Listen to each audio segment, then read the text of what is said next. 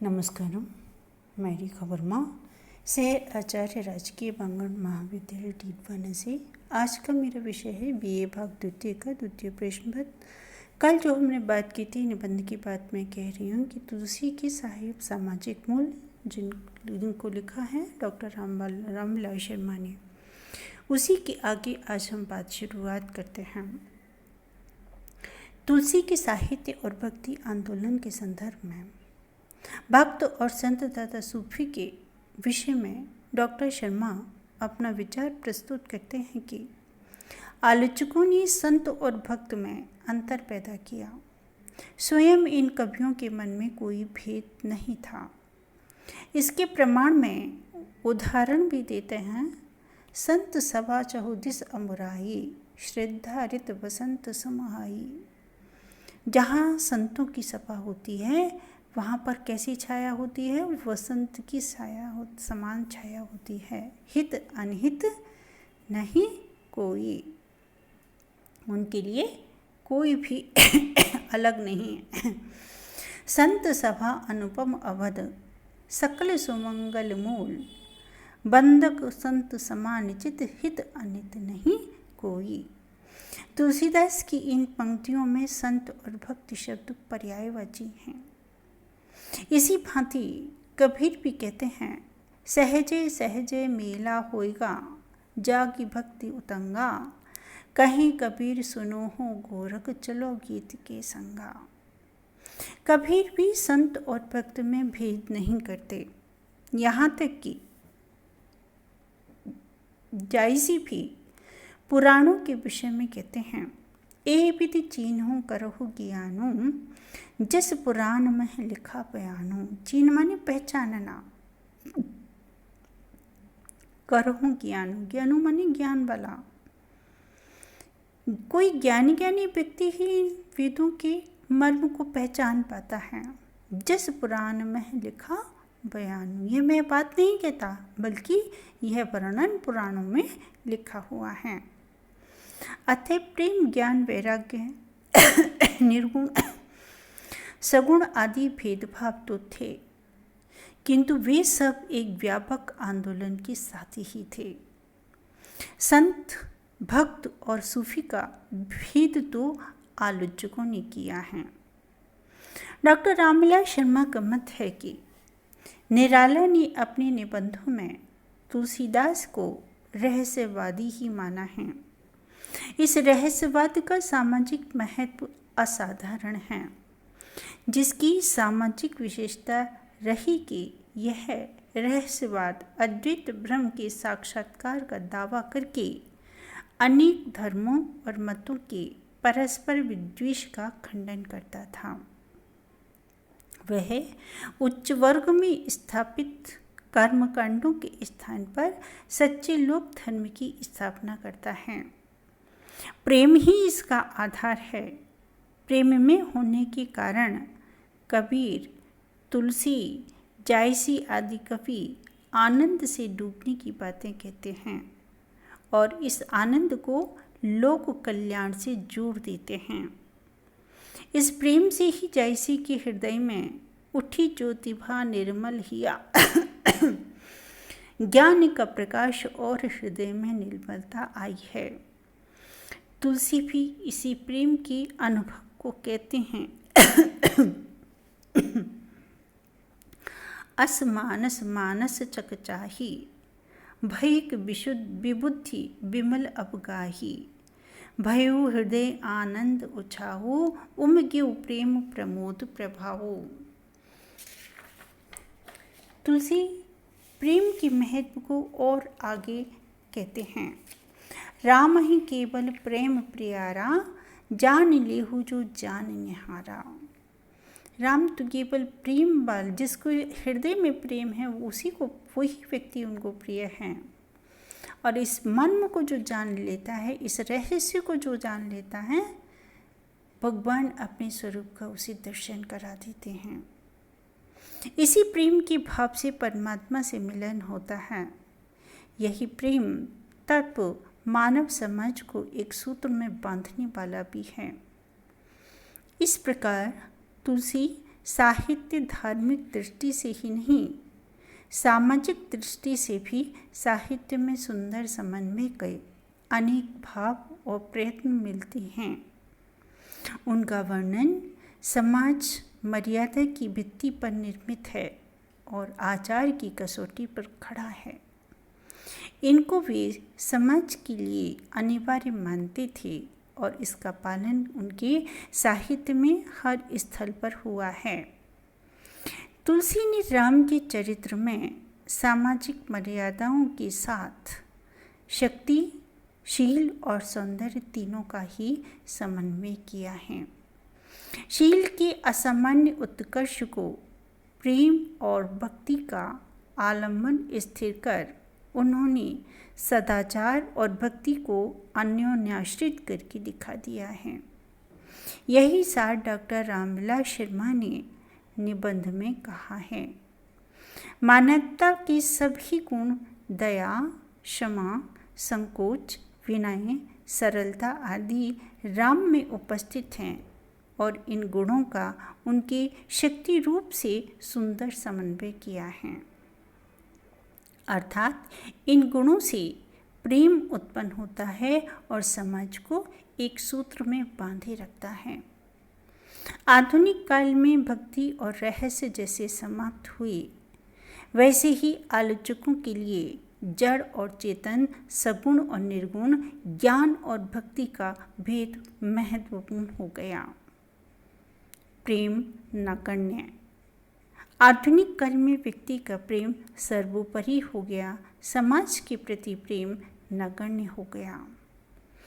आगे डॉक्टर रामविलास शर्मा कहते हैं, ऐसा नहीं कि तुलसी के समय ऐसे भेद नहीं थे, उस समय भी ऐसे भेद थे, लेकिन इन भक्त कवियों ने प्रेम के द्वारा समाज से इन भेदों को मिटाने का कार्य किया। जायसी का उदाहरण दिया है। परगट गुप्त सुसहरब व्यापी, धर्मी चिन्ह न चिन्ह पापी। अर्थात जो रहस्यमयी है, गुप्त है, वह सर्वत्र व्याप्त है। इसे केवल धर्म जानने वाला ही पहचान सकता है, अधर्मी नहीं। इसी के समकक्ष तुलसी भी कहते हैं, अगुण सगुण दुई ब्रह्म स्वरूपा, अकत अगाध अनापि अनादि अनुपा। एक दारुगत देखियो एको, पावक सम जुग ब्रह्म विवेको। अर्थात निर्गुण और सगुण दोनों एक ही हैं। जैसे वृक्ष के अंदर हरियाली, पुष्प, फल रहते हैं, वैसे काठ के अंदर अग्नि भी छिपी रहती है।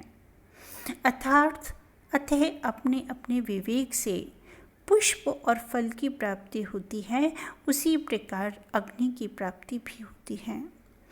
इसी भांति इसी बात को कबीर भी कहते हैं, जहाँ चेत अचेत खम, दो मन रचा है डोर, तह भूले जीव जहान जहें, कतहु नहीं थिर ठौर। अर्थात चेतन अचेतन का भाव मन के द्वारा निर्मित है। जीव जब इस एकता को बिसरा देता है, तब उसे कहीं ठौर नहीं है, ना लोक में ना परलोक में। इस प्रकार कबीर, जायसी, तुलसी की एक सामान्य दार्शनिक भूमि है। उसी के अनुरूप साहित्य की सामाजिक विषय वस्तु में बहुत बड़ी समानता है। वर्तमान युग में जब समाज के अंदर संघर्ष पनपता है, कट्टरता आती है, तब शैक्षण स्तर पर कबीर प्रासंगिक होने लगते हैं। तुलसी की सामाजिकता याद आती है, जायसी का प्रेम स्मरण होता है। इस प्रेम और सामाजिकता का पाठ भक्ति आंदोलन ने सिखाया है।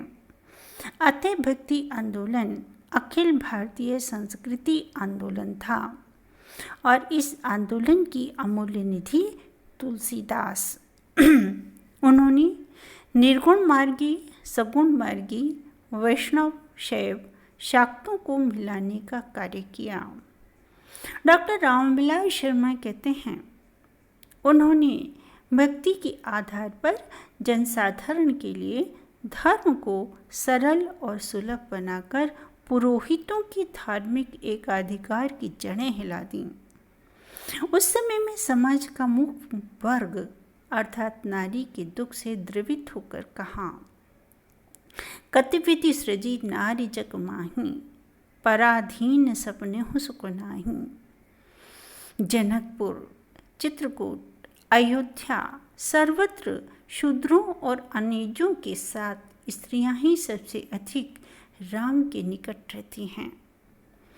तुलसी की साहित्य की अगली विशेषता का वर्णन करते हुए डॉक्टर रामविलास शर्मा कहते हैं, तुलसीदास ने भारतीय समाज के अनुरूप चित्र दिए हैं, जैसे मंदिर में देवी पूजा के लिए जाती हुई सीता, शिव विवाह, वृद्ध दशरथ और युवती कैकेयी के प्रेम, राम का वनवास। प्रत्यक्ष और अप्रत्यक्ष रूप से उन्होंने यथार्थ जीवन के विभिन्न चित्र दिए हैं। इन चित्रों के साथ उन्होंने आदर्श समाज का मानचित्र भी मिला दिया है, जिससे आज तक लोग सुखी समाज को राम राज्य कहते हैं। ऐसा नहीं है कि केवल समाज को सुखी रखने का मंत्र ही तुलसीदास ने दिया है। तुलसीदास ने भक्त और भगवान का संबंध भी विनय पत्रिका में खोल कर रख दिया है। स्वामी के समक्ष सेवक को नतमस्तक रहना चाहिए, अपने आराध्य से अपने पापों को दिखाना चाहिए, छिपाना नहीं चाहिए। तुलसी भी अपने आराध्य राम को अपने दोष बताते ही नहीं, बल्कि उछाल उछाल कर दिखाते भी हैं। कवितावली किसानों की पीड़ा का काव्य है। खेती न किसान को, भिखारी को न भीख बले, बनिक को बनिज न चाकर को चाकरी। भक्ति आंदोलन को मुगल शासन काल में पराधीनता के आरोप का डॉक्टर रामविलास शर्मा खंडन करते हैं, क्योंकि कुछ जो आलोचक हैं, जो इतिहासकार हैं, वे कहते हैं भक्ति किसका परिणाम थी? मुगल शासन काल की पराधीनता के अत्याचारों का परिणाम थी। इस मत को वो सिरे से खारिज करते हैं और कहते हैं भक्ति आंदोलन तुर्क आक्रमणों से पहले का है। गुप्त सम्राटों के युग में ही वैष्णव मत का प्रचार होता है। तमिलनाडु भक्ति आंदोलन का केंद्र रहा, जहाँ मुसलमानों का शासन न था। स्वयं अनेक मुस्लिम संतों ने इस आंदोलन में योग दिया है। भक्ति आंदोलन विशुद्ध देश आंदोलन है। वह सामंती समाज की परिस्थितियों से उत्पन्न हुआ था। वह मूलतः इस सामंती समाज व्यवस्था से विद्रोह का साहित्य है। तुलसीदास का समाज के ऊपर इतना गहरा प्रभाव है कि वह विनय ही नहीं वरन प्रतिरोध भी प्रकट करने की क्षमता रखते हैं। उन्होंने उस समय की अनेक प्रचलित मान्यताओं का विरोध किया। काहो की बेटी सो बेटा न ब्याहो, काहो की जाति बिगाड़ न सो। ब्राह्मण वर्ग का विरोध मस्जिद में सोकर करते हैं। इन्हीं विशेषताओं के साथ तुलसी जनमानस में अभिन्न बनकर छाए हैं। उनके समक्ष संसार का कोई दूसरा कवि नहीं है जिसे साधारण जनता ने इस तरह अपनाया हो। वहीं किसी पंथ में बंधे न कोई पंथ बनाया। मानस की विशेषता के साथ वह मिथिला के गांवों से लेकर मालवे की भूमि तक अपने आप बंध गए। तुलसी ने राम को जनमानस में बैठाया और राम ने तुलसी को। डॉक्टर रामविलास शर्मा कहते हैं, इसका एक अप्रत्यक्ष सामाजिक फल यह हुआ कि हिंदी भाषी जनता को संगठित करने में, उसमें जातीय एकता का भाव उत्पन्न करने में रामचरितमानस की अपूर्व भूमिका रही है। अतः भक्ति आंदोलन और तुलसी काव्य का राष्ट्रीय महत्व यह है कि उससे भारतीय जनता की भावात्मक एकता दृढ़ हुई। यह सांस्कृतिक चेतना आज भारतवर्ष से होकर दूर सुदूर विदेशों में अपना परचम लहरा रही है, ठीक उसी तरह जिस प्रकार भारत में अपना परचम लहरा रही है। इस प्रकार यह निबंध आज पूर्ण हुआ। धन्यवाद।